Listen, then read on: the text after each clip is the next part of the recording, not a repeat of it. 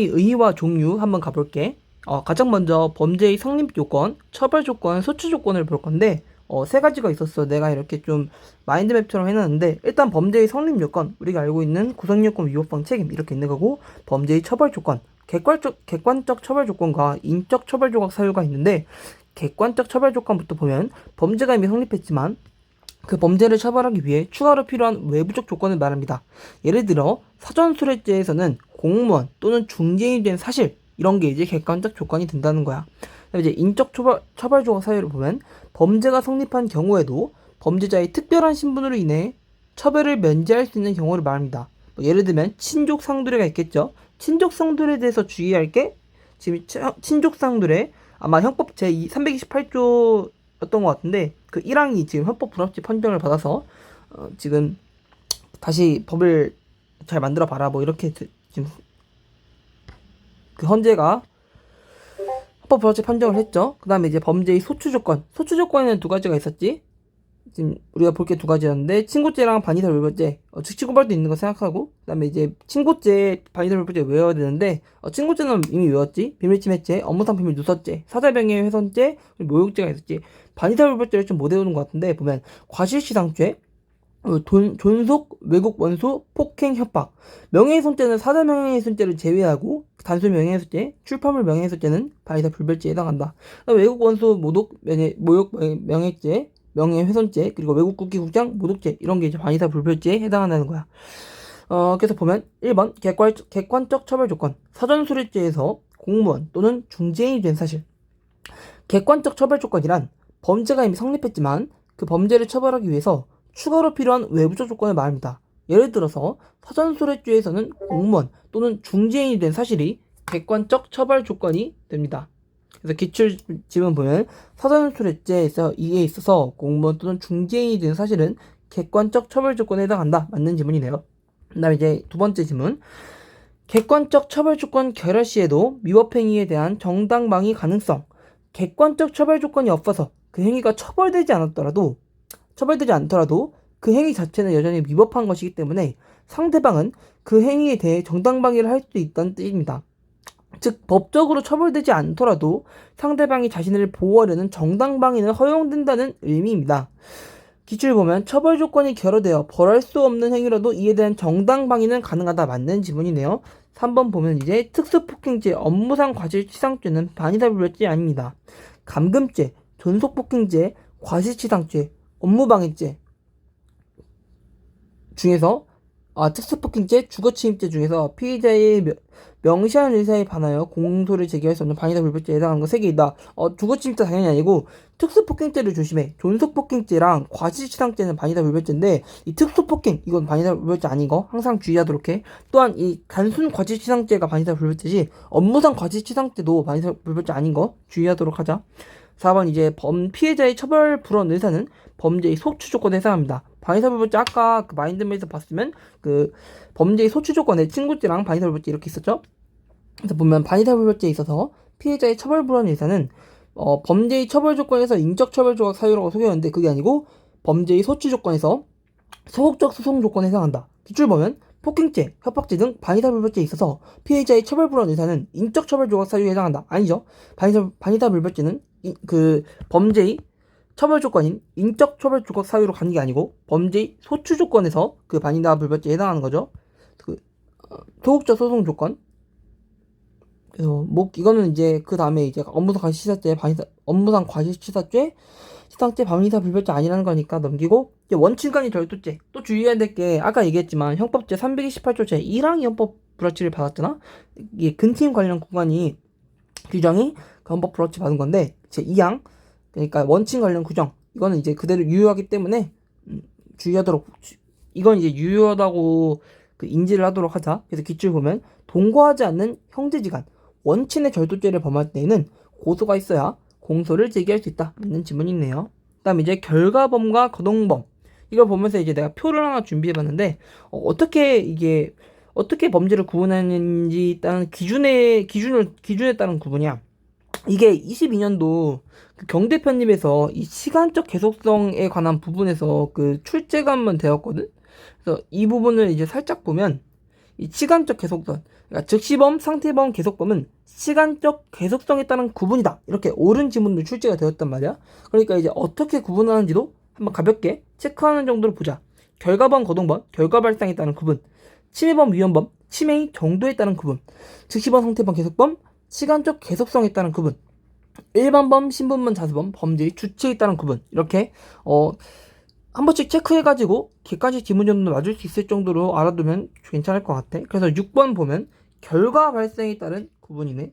쭉 보면 결과범 그리고 거동범이 있네. 결과범이란 범죄가 성립하기 위해 특정한 결과의 발생을 요구하는 범죄입니다. 예를 들어 살인죄는 사망이라는 결과가 필요하고 절도죄는 재물을 편취하는 결과가 필요합니다. 즉 범죄가 성립하려면 특정한 결과 발생이 요구된다는 거야. 그래서 결과범에서는 행위와 결과 사이의 인과관계를 검토합니다. 만약 결과가 발생하지 않거나 그 행위와 결과 사이에 인과관계가 인정되지 않으면 결과범은 성립되지 않으며 대신 미수범이 적용될 수 있습니다. 예를 들면 살인죄, 절도죄, 결과적 가중범이 있습니다. 그럼 좀 더 나아갈 수 있는 게 결과적 가중범이 미수는 성립할 수 있다. 미수범 성립이 가능하다. 거동범은 범죄가 성립하기 위해 특정한 결과를 요구하지 않는 범죄입니다. 예시로 폭행죄, 위증죄, 무고죄, 명예훼손죄 등이 있습니다. 결과범과 달리 거동범은 결과를 요구하지 않기 때문에 인과관계를 검토할 필요가 없고 이에 따라 구성요건 행위를 하면 바로 기소범이 성립합니다. 하지만 미수범도 처벌될 수 있는데 예를 들어 주거침입죄에서 방범장치를 부수는 등 행위, 그러니까 도구락 같은 거 부수는 거 있잖아. 그런 거 이제 미수범으로 인정될 수 있습니다. 자, 쭉 보면 결과범은 상태범, 계속범, 침해범, 구체적 위헌범 형태를 모두 가질 수 있어. 결과범의 본질은 행위 후에 어떤 결과가 발생하는지에 초점을 둡니다. 이 결과가 구체적인 피해일 수도 있지만 구체적인 위험도 하나의 결과로 간주될 수 있습니다. 위험범에서 중요한 것은 실제로 피해가 발생하지 않았더라도 구체적인 위험이 명확히 드러난 상황입니다. 이때 그 위험 자체가 결과로 평가되기 때문에 결과범의 일종이 될 수 있습니다. 포인트는 결과범은 행위가 미치는 영향과 그 결과적 상황을 중요하게 여기기 때문에 상태범 또는 계속범 형태를 가질 수도 있고 침해범 또는 구체적 위험범 형태를 가질 수도 있다는 거야. 그래서 문제를 보면 결과범은 일정한 결과 발생을 내용으로 하는 범죄이므로 위헌범은 결과범이 될 수 없다. 아니죠. 결과범은 결과적 상황을 중요하게 여기잖아. 따라서 상태범, 계속범 되고 침해범, 구체적 위헌범 형태를 가질 수 있습니다. 정말 다양한 형태를 가질 수 있다고 인지해주면 될 것 같아. 8번 거동범은 간접정범의 형태로 변할 수 있습니다. 직접 행위만 가능한 자수범과 혼동하지 않도록 주의하세요. 그래서 거동범과 자수범을 구분하는 문제가 출제된 건데 보면 거동범은 결과가 필요하지 않고 행위 자체로 성립되는 범죄이지만 간접정범으로도 범할 수 있습니다. 즉 직접적인 행위뿐만 아니라 타인을 이용하여 간접적으로 거동범이라는 범죄를 저지를 수도 있습니다. 정리를 해보면 거동범이라 하더라도 간접정범의 형태로 범할 수 있습니다. 직접 행위만 가능한 자수범과 혼동하지 않도록 주의하도록 합니다. 그래서 기출 보면 거동범은 행위자가 직접 거동을 하여야 하는 범죄로 간접정범의 형태로 범할 수 없는 범죄이다. 아니죠. 간접형범의 형태로 범할 수 있는 범죄이고 직접 거동을 하여야만 하고 간접정범의 형태로 범할 수 없는 범죄를 우린 자수범이라고 한다.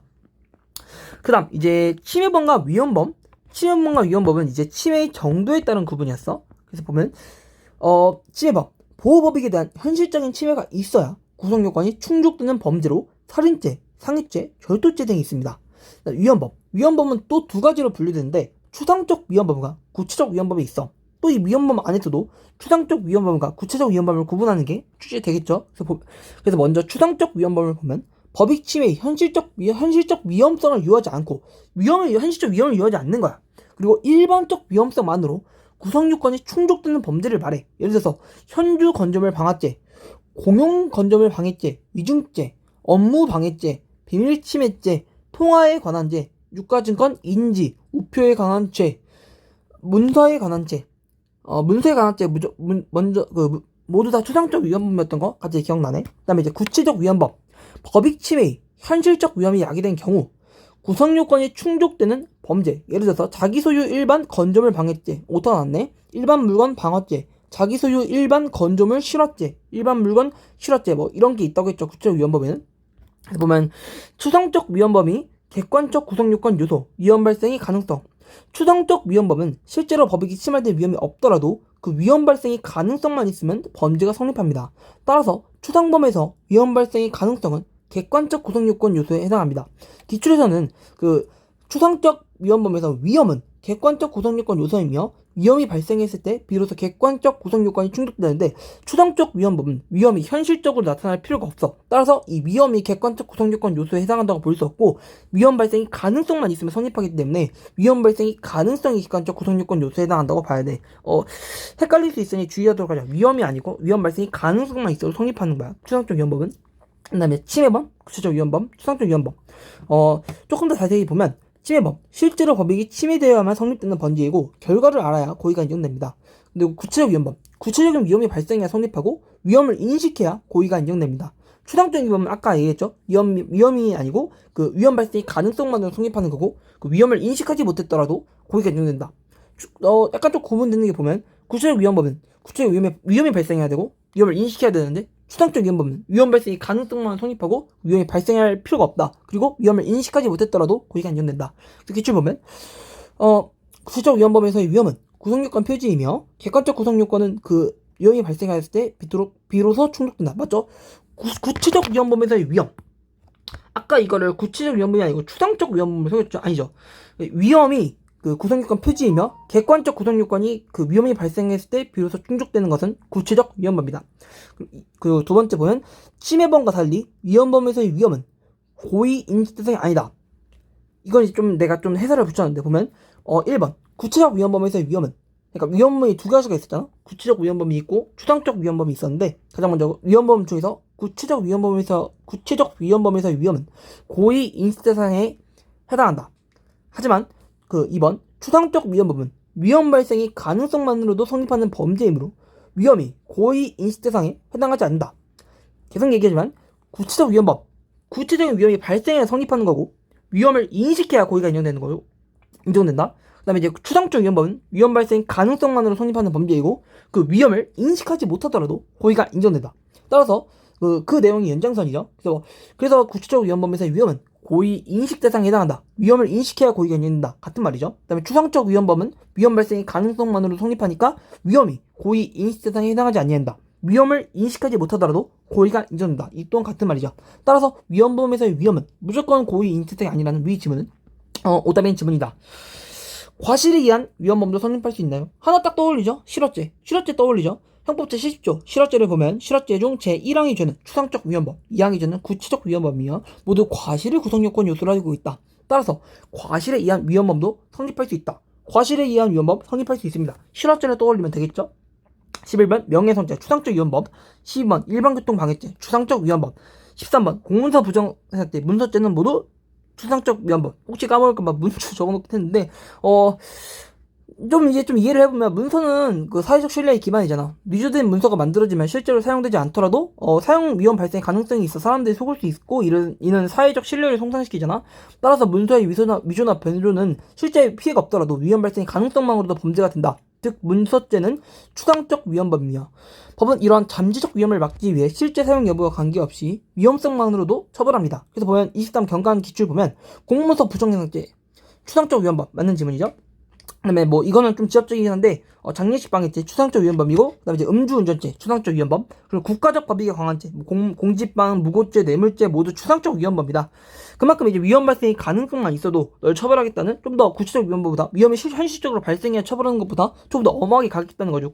국가적 법익 같은 경우에는. 그래서 구분하도록 하고 암기죄 중죄 정리인데 이거 살짝 쭉 봐. 중상해죄 중유기죄, 중권리행사 방해죄는 생명에 대한 위험 발생이었고 중손괴죄는 중손이 있잖아, 손이 있잖아, 핸드. 그러니까 신체, 생명 또는 신체에 대한 위험 발생. 그리고 중상해죄, 중유기죄, 중권리행사 방해죄, 중손괴죄 모두 구체적 위헌범이고 부진정 결과적 가중범이고 미수처벌 없었죠. 근데 중체포 강문죄, 이제 가혹한 행위, 그다음에 결과적 가중범 아니고 미수처벌이 있었다. 이거는 계속 볼 거니까 천천히 외우도록 해. 근데 일단 이미 외운 것 같긴 한데 혹시 모르니까. 그다음에 이제 즉시범 상태범 계속범. 이쪽으로 한번 보도록 할게. 그다음